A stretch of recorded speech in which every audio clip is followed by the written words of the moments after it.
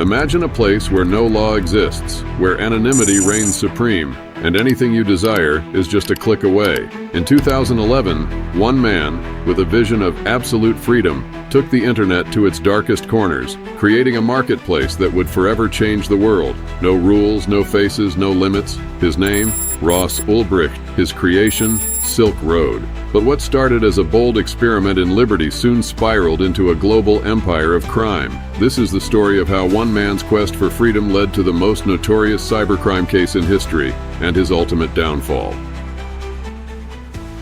Chapter 1. The Beginning of Silk Road. In 2011, a 27-year-old named Ross Ulbricht was determined to make an impact on the world. With a background in physics and a keen interest in political philosophy, Ross was deeply influenced by libertarianism, a belief system advocating for individual freedom and minimal government control. His vision was clear: to create a platform where people could trade freely without the watchful eyes of the government or centralized institutions. This idea would ultimately give birth to Silk Road, an underground marketplace like no other. Unlike mainstream marketplaces like eBay or Amazon, Silk Road was built on the dark web, a hidden part of the internet not accessible through traditional browsers. To reach Silk Road, users needed Tor, software designed to anonymize users' internet activity by encrypting their location and identity. Once inside, the marketplace offered users complete anonymity, allowing them to interact without the fear of being monitored. Silk Road's innovative use of technology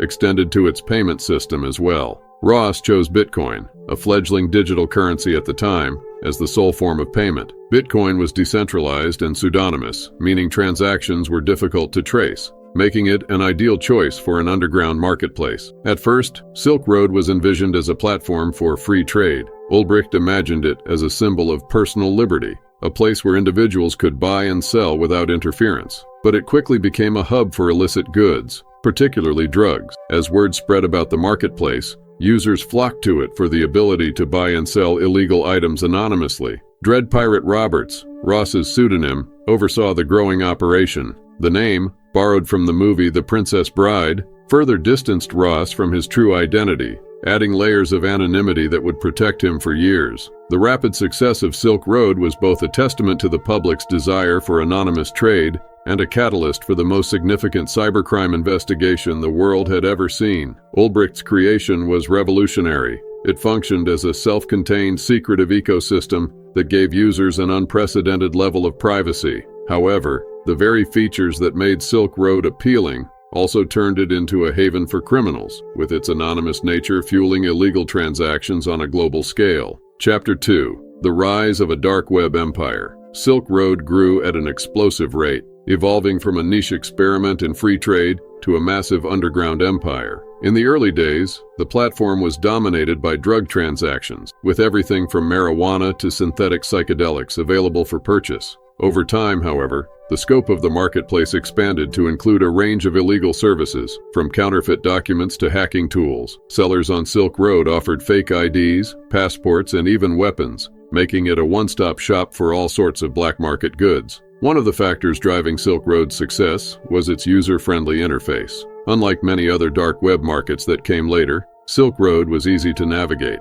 It featured a rating system similar to mainstream e-commerce platforms, where buyers could leave feedback on sellers, helping others avoid scams or low-quality products. This system created a strange sense of trust between buyers and sellers, even though most transactions were illegal. Many users praised Silk Road for the quality of its customer service, where sellers were often quick to respond to queries and resolve issues to maintain their positive ratings. As Silk Road's popularity soared, so did Ross Ulbricht's profits. By mid-2013, Silk Road was reportedly handling millions of dollars in weekly transactions, all in Bitcoin. The decentralized nature of Bitcoin transactions made it hard for law enforcement to track the flow of money, giving Ulbricht and his users a false sense of security. At the peak of its operations, Silk Road had over 100,000 active buyers and sellers, creating a global network of criminals who trusted the platform's privacy features. However, the success of Silk Road also attracted attention from law enforcement agencies around the world. The FBI, DEA, and Homeland Security were all aware of Silk Road's existence, but the challenge lay in infiltrating such a well-encrypted platform. The sheer scale of illegal activity taking place on Silk Road made it a top priority for these agencies. They knew that if they could bring down Silk Road, it would be a major blow to the growing dark web underworld. Ross Ulbricht, operating as Dread Pirate Roberts, was becoming a larger-than-life figure in certain online communities. He was viewed as a cult hero by libertarians and those who believed in minimal government control. Many saw Silk Road as a glimpse into the future of commerce, an unregulated free marketplace where people could transact without interference from authorities. But the increasing scale of illegal activities on the platform was drawing Silk Road closer to its eventual downfall. Chapter 3. Dread Pirate Roberts, a phantom leader. As Silk Road grew in prominence, so did the myth of Dread Pirate Roberts. This pseudonym, borrowed from a character in the film The Princess Bride, wasn't just a clever alias. It became a symbol of the Silk Road community's philosophy. In the film, Dread Pirate Roberts is a title passed down from one person to another, ensuring that the true identity of the pirate remains hidden. Similarly, Ross Ulbricht used the name to distance himself from the operations of Silk Road, suggesting that even if he were caught, someone else could take up the mantle. Ulbricht meticulously crafted the persona of Dread Pirate Roberts, reinforcing the image of a visionary leader dedicated to individual freedom and privacy. He frequently communicated with users on the site, responding to queries, and encouraging the libertarian ideals that Silk Road represented. Many users saw him as a protector of their rights, someone who had built a system that allowed them to conduct business without fear of government surveillance. But the pressure of maintaining such a high-profile operation while remaining anonymous was immense. Ulbricht had to be extremely careful in his communications, always ensuring that he didn't slip up and reveal his true identity. His role as Dread Pirate Roberts required him to manage not just the technical aspects of Silk Road, but also the community's expectations. He was constantly balancing the need to expand the platform while staying in the shadows. The idea of Dread Pirate Roberts being a title that could be passed on also added an extra layer of complexity for law enforcement. If Silk Road's operator was just one of many who had taken on the name, tracking down the real mastermind would be even more challenging. This ambiguity further delayed law enforcement efforts to identify Ulbricht, allowing Silk Road to thrive for longer than it might have otherwise. Chapter 4. The FBI's hunt begins. As Silk Road grew into a global hub for illegal activity, it became a top target for law enforcement agencies. However, tracking down the person behind Silk Road was a monumental challenge. The dark web's anonymity, combined with the site's use of Tor and Bitcoin, made it nearly impossible to trace users or administrators through traditional methods. Despite these difficulties, the FBI and other agencies were determined to bring Silk Road down. The FBI formed a specialized task force dedicated to investigating Silk Road. Their strategy was to start small,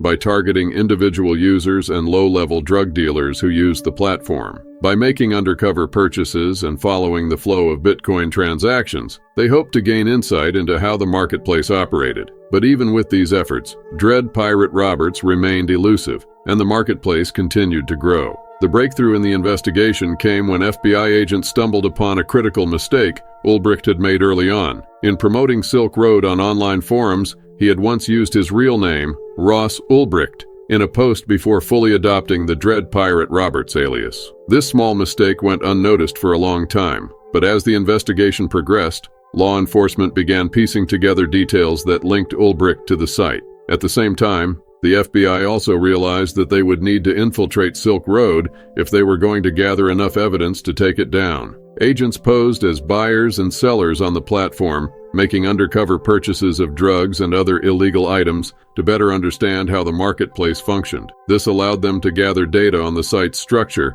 and the way it facilitated transactions. They also started tracing Bitcoin transactions, hoping to follow the money trail back to the administrators. As the task force continued its investigation, they realized that bringing down Silk Road would require global coordination. Law enforcement agencies from multiple countries began collaborating, pooling resources and intelligence to build a case against the marketplace. The investigation became one of the most significant cybercrime operations in history, with agencies working across borders to track down Dread Pirate Roberts and his empire. Chapter 5. Cybercrime on the Dark Web. By the time the FBI had focused their full attention on Silk Road, it was clear that the platform had evolved into far more than just a marketplace for drugs. Silk Road had become a hub for a wide variety of cybercrimes, offering services that could wreak havoc in the real world. Users could buy counterfeit passports and IDs, hacking tools, and even forged currencies. One of the most dangerous aspects of Silk Road was the marketplace it created for hiring hackers. Criminals could pay hackers in Bitcoin to carry out attacks on businesses, individuals, or governments. These services included everything from data breaches to identity theft, and they had real-world consequences. Large-scale hacking attacks, some of which caused massive financial losses for companies, could be traced back to hackers for hire on Silk Road. Additionally, the sale of stolen credit card information and other financial fraud tools meant that Silk Road played a significant role in facilitating economic crimes. People used the marketplace to acquire counterfeit currency and equipment needed to carry out large-scale fraud. As Silk Road continued to expand into these areas, it became clear to law enforcement that the platform's reach extended far beyond drug trafficking. The rise of Silk Road highlighted how the dark web allowed cybercriminals to thrive. The anonymity provided by Tor, combined with the untraceable nature of Bitcoin transactions, created a perfect environment for illegal activities to flourish. Silk Road's rapid expansion into these areas posed a new challenge for law enforcement as they struggled to keep up with the evolving tactics of dark web criminals. As Silk Road grew, it also introduced a new level of organization to the dark web. Criminals could now easily buy tools and services that enabled them to commit large-scale cybercrimes,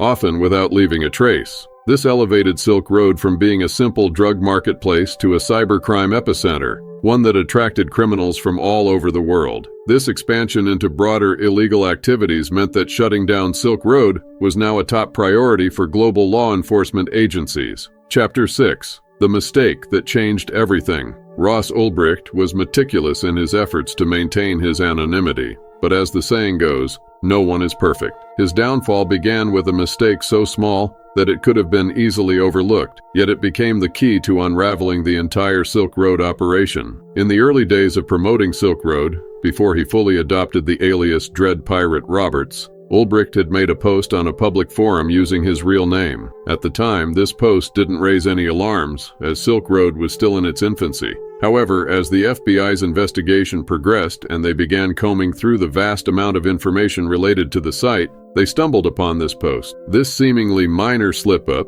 became the first real clue that linked Ross Ulbricht to the dark web marketplace. Once law enforcement had Ulbricht's name, they began to dig deeper into his online activity. Using sophisticated cyber tracking techniques, they were able to link his early posts to later activity on Silk Road. The FBI started mapping out his digital footprint, tracing his movements online, and piecing together the puzzle. This was the break they had been waiting for, the real name of the man behind Dread Pirate Roberts. Armed with this information, the FBI shifted their focus from Silk Road's users and sellers to Ross Ulbricht himself. They started surveilling him, tracking his movements and gathering more evidence to solidify their case. This initial mistake, made during the early days of Silk Road, set in motion a chain of events that would eventually bring down the entire operation. Chapter 7. The Public Library Arrest. Once the FBI had identified Ross Ulbricht as Dread Pirate Roberts, the next step was to figure out how to arrest him without allowing him the chance to destroy evidence. Ulbricht was known to encrypt all his data, and if he had the opportunity to shut down his laptop, crucial evidence could be lost forever. The FBI needed to catch him while he was logged into Silk Road, managing the site in real time. After months of surveillance, the FBI tracked Ulbricht to a public library in San Francisco in October 2013. This was their moment. They had observed Ulbricht using the library's Wi-Fi network to access Silk Road's admin panel, and they knew they needed to move quickly. If Ulbricht had any indication that the FBI was closing in on him, he could shut down the marketplace and encrypt his data, making it impossible for investigators to gather the evidence they needed. To ensure they could arrest him without alerting him, the FBI devised a plan. Two agents posed as a couple arguing near Ulbricht's table, creating a distraction that allowed another agent to grab his laptop while it was still open and unlocked. This quick action was crucial because Ulbricht had Silk Road's admin controls open at the time, giving law enforcement access to the marketplace's inner workings. By seizing Ulbricht's laptop in this manner, the FBI gained access to chat logs, transaction records, and communication between Dread Pirate Roberts and the staff who helped run the site. The public library arrest was a major success, bringing an end to Silk Road and giving investigators the evidence they needed to build a case against Ross Ulbricht. Chapter 8. The Courtroom Drama. The arrest of Ross Ulbricht was just the beginning of what would become one of the most high-profile cybercrime trials in history. In 2015, Ulbricht stood trial for a variety of charges, including money laundering, conspiracy to traffic narcotics, and computer hacking. The prosecution's case was built on a mountain of evidence collected from Ulbricht's laptop, as well as undercover operations carried out on Silk Road. The evidence painted a picture of a man who had built and managed one of the largest illegal marketplaces in the world. Perhaps the most shocking revelation during the trial was the allegation that Ulbricht had attempted to hire hitmen to eliminate individuals who threatened the integrity of Silk Road. While no murders were ever carried out, these accusations added a new level of seriousness to the charges against him. The prosecution argued that Ulbricht was willing to go to extreme lengths to protect his identity and keep Silk Road running. Ulbricht's defense team, on the other hand, attempted to argue that he had been framed. They claimed that while he had created Silk Road as an economic experiment, he had handed off control to others who had turned it into a hub for illegal activities. They suggested that Ulbricht was merely a scapegoat, while the real operators continued to run the site from behind the scenes. However, the prosecution's evidence was overwhelming. Chat logs, Bitcoin transactions, and logs from the Silk Road servers all pointed directly to Ulbricht's involvement in the day-to-day operations of the site. The jury deliberated for only a few hours before returning with a verdict: guilty on all counts. The trial was a landmark moment in the fight against cybercrime. It demonstrated that even the most anonymous platforms on the dark web could be brought down with enough determination and resources. Ulbricht's conviction sent a message to others who sought to exploit the dark web for illegal activities. No one was truly untouchable. Chapter 9. Life Sentence and Aftermath. In 2015, Ross Ulbricht was sentenced to life in prison without the possibility of parole. The severity of his sentence reflected the judge's belief that Silk Road had facilitated widespread harm by enabling global drug trafficking and other crimes. The court emphasized that Ulbricht's actions had caused significant damage, not just in terms of the illegal goods sold on the platform, but also in the way Silk Road had emboldened a new generation of cybercriminals. The sentencing of Ross Ulbricht marked the end of an era for the dark web. In the years following his conviction, the U.S. government auctioned off the seized Bitcoin from Silk Road, a cache worth millions of dollars. This was one of the largest cryptocurrency seizures in history, and the funds generated by the auction were used to support law enforcement efforts to combat cybercrime. However, the closure of Silk Road did not mean the end of dark web marketplaces. In the years following Ulbricht's conviction, several copycat sites emerged, each attempting to replicate Silk Road's success. These sites often adopted even more sophisticated security measures, learning from Silk Road's downfall. But law enforcement, now equipped with the tools and knowledge gained from the Silk Road investigation, became increasingly effective at shutting down these platforms. Ulbricht's case also sparked a larger debate about the role of government in regulating the internet. Some viewed his life sentence as excessive, arguing that it was disproportionate to the crimes committed. Others saw it as a necessary punishment for a man who had built a platform that facilitated illegal activity on a global scale. The conversation about online anonymity, privacy, and the role of cryptocurrency in illegal transactions continues to this day, with the legacy of Silk Road serving as a key reference point in these debates. Chapter 10. Legacy of Silk Road. The story of Silk Road is one that will be remembered for its far-reaching consequences on both the dark web and the broader internet. While Ross Ulbricht is serving a life sentence, the impact of his creation continues to reverberate. Silk Road was a pioneering platform, not just because of its illegal activities, but because it showcased the potential of cryptocurrency and online anonymity. Its rise and fall provided valuable lessons for both cybercriminals and law enforcement alike. Silk Road's success helped bring Bitcoin into the mainstream. Before Silk Road, Bitcoin was a relatively unknown digital currency, used mostly by tech enthusiasts. But the platform's reliance on Bitcoin for transactions introduced the currency to a much wider audience, contributing to its eventual popularity. However, the association of Bitcoin with illegal activity on Silk Road also led to lasting concerns about its use for criminal purposes. After Silk Road's closure, the dark web continued to evolve. New marketplaces filled the void left by Silk Road, each adopting more advanced security protocols to evade detection.